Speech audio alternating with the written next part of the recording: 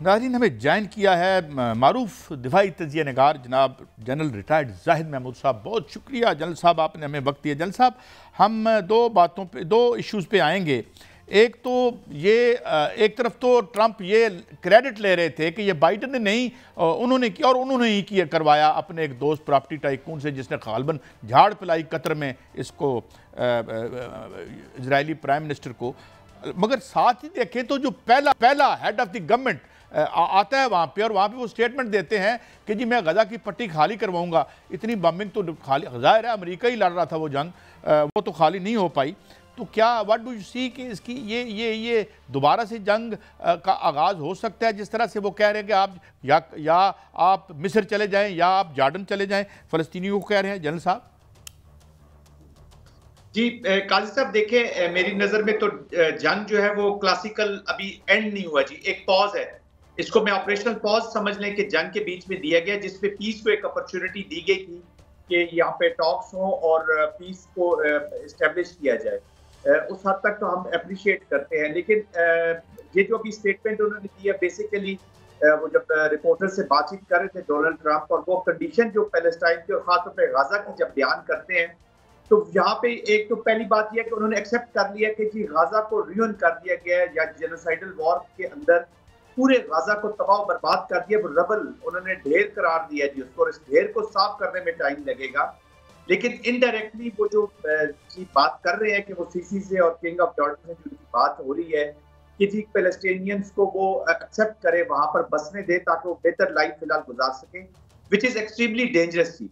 और I am sure कि Israel, Hamas भी, फलस्तीन भी, ईरान भी, इवन जॉर्डन ने भी इसको एक्सेप्ट नहीं करना जी, क्योंकि वो they are not in a position कभी रिफ्यूजीज। और दूसरा ये कि अगर गाजा से ये लोग चले जाते हैं तो गोया आप ये क्लेम कर रहे हैं, आप ये इस तरफ बढ़ रहे हैं कि Gaza is with Israel. Gaza को री एस्टेब्लिश तो अभी किया जा सकता है, या अभी एफर्ट शुरू की जा सकती है।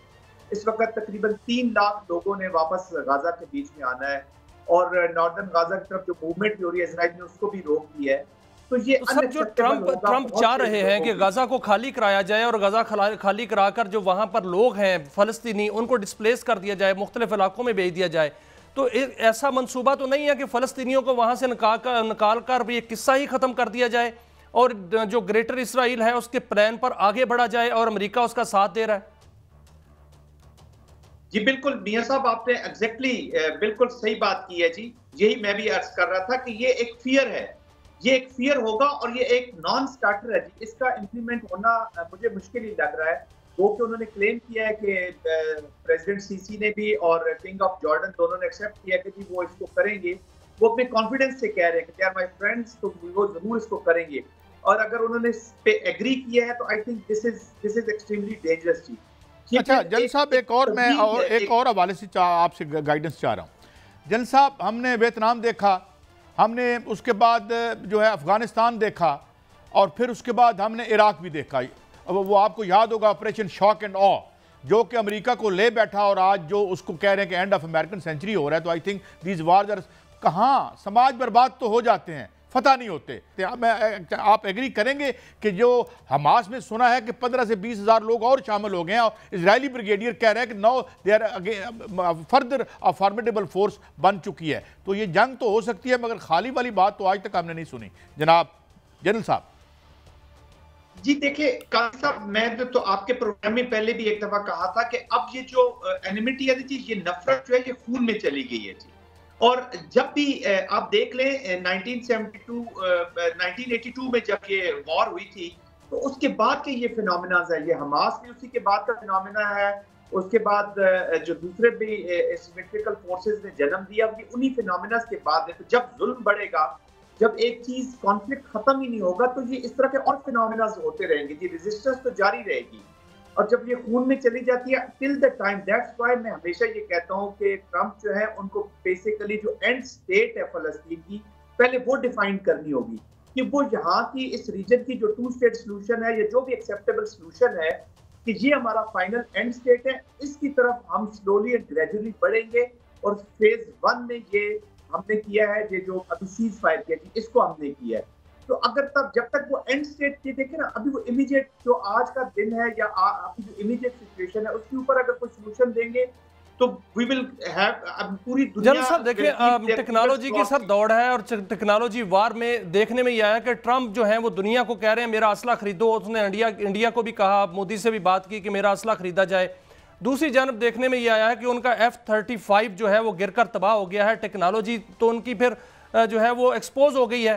तो क्या आप समझते हैं कि जो टेक्नोलॉजी का इस तरह का दौर है और वार लगी हुई है तो इंडियन असला जो है वो उसकी फरोख्त में कमी आएगी, और दूसरी जानब जो टेक्नोलॉजी चाइना की है वो बढ़ती जा रही है और चाइना लीड करेगा? जी देखिए, अमेरिकन तो अपना उनका जो हमें सबको स्टडी करने की जरूरत है, इंडस्ट्रियल मिलिट्री कॉम्प्लेक्स उनका सिस्टम है कि उसके बीच पे मिलिट्री की ये सेल परचेज और इसके बीच में जो कॉन्फ्लिक्ट के बीच में ये एक परमानेंट एक चीज रहेगी जी। अब ऑफ कोर्स इंडिया जो है वो ट्रंप जो है वो इंडिया को एम्फसाइज कर रहे हैं कि वो उनसे असला खरीदें to match up with China. China के मुकाबले में वो उसको खड़ा करना चाह रहे हैं। चाइना को क्योंकि वो कंपटीटर है, उसको इंडो पैसिफिक स्ट्रेटजी में जो रोल दिया गया है वॉच डॉग का, वो इसलिए दिया गया है कि वो चाइनीज कंटेनमेंट में अपना अहम रोल अदा करें। तो वो ऑफ कोर्स जो अपनी टेक्नोलॉजी है इंडिया की, आपने देखे होंगे कि उनके जो ड्रोन्स का भी सिस्टम है, जो बाकी भी सिस्टम्स आए हैं, उनके वो क्लेम बहुत बड़े बड़े क्लेम करते हैं अपनी प्रोग्रेशन के, अपनी टेक्नोलॉजी के हाई फाई होने के क्लेम वर्क करते हैं, लेकिन on ground they are far behind. लेकिन सर चाइना की टेक्नोलॉजी तो बड़ी एडवांस हो चुकी है। उन्होंने तो 6th जनरेशन वार जो टेक्नोलॉजी के जहाज जो हैं वो बना लिए हैं, और दूसरी जानब अगर अमेरिका का देखा जाए तो अमेरिका तैयारे जो हैं वो गिर रहे हैं। तो आप क्या समझते हैं कि जो अमेरिका के पास तैयारे हैं या चाइना की जो टेक्नोलॉजी है, पर चाइना की टेक्नोलॉजी तो उससे अमेरिका से ज़्यादा जो है एडवांस है, तो फिर चाइनीज़ जो असला है वो उसकी आप मंडियों में फ़रोख्त जो है वो कम होती हुई नज़र आ रही है?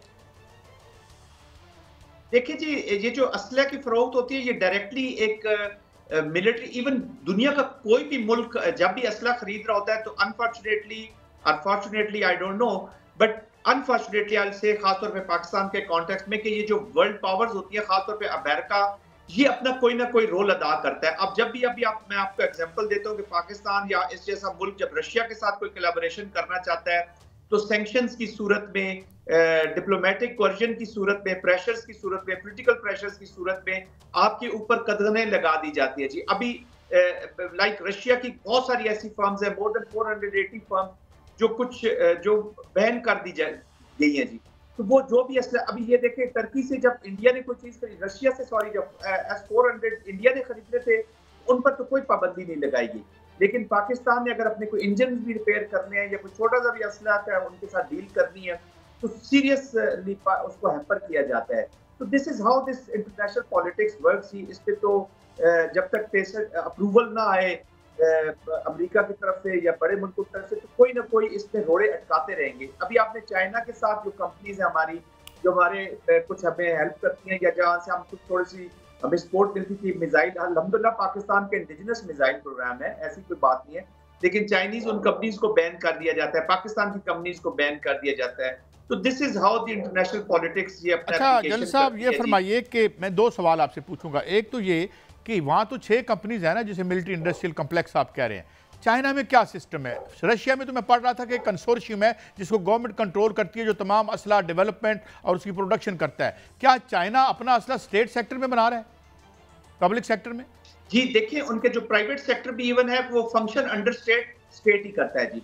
और कोई भी जो भी मुल्क होता है जी, उसके जो असला के स्पेशली वॉर के जो मेजर एलिमेंट्स होते हैं वो एक सिस्टम के तहत ही डील्स उनकी की जाती हैं। तो स्टेट कंट्रोल है जी, बिल्कुल वहाँ पे ऐसे नहीं है कि इंडिविजुअल्स अपना असला बना रहे हैं और वो इंडिविजुअल वो डीलिंग्स कर रहे हैं, या business to business, B to B इस तरह का कोई, या बी टू गवर्नमेंट, कोई इस तरह की चीज नहीं है। It is all state control. हाँ, उनके प्राइवेट सेक्टर में बहुत काम हो रहा है, वो उसी स्टेट के अंडर ही फंक्शन करते हैं। और अच्छा, लास्ट क्वेश्चन जनरल साहब, ये फरमाइएगा कि अफगानिस्तान सुना है they are coming to terms, और हमने कोई प्रेशर एक्सर्ट किया है किसी फ्रेंडली मुल्क से, और कुछ मामलात वहाँ हमारे बेहतर होते नजर आ रहे हैं जो पहले बड़े कशीदा होते जा रहे थे? जनरल साहब जी, वो देखिए दोनों मुल्कों के लिए बहुत जरूरी है काजी साहब। मैं तो हमेशा कहता हूँ कि डायलॉग को एस्टेब्लिश रहना चाहिए, लेकिन अब पाकिस्तान के ऊपर इतनी मजबूरी हो गई है पाकिस्तान की कि अनफॉर्चुनेटली जो मिलिट्री एक्शंस भी हुए अफगानिस्तान के खिलाफ, वो भी एक मजबूरी की सूरत में किया। हमें अफगानों से हमें कोई प्रॉब्लम नहीं है जी, हमने उनके लिए सेक्रीफाइस किया, सब किया है।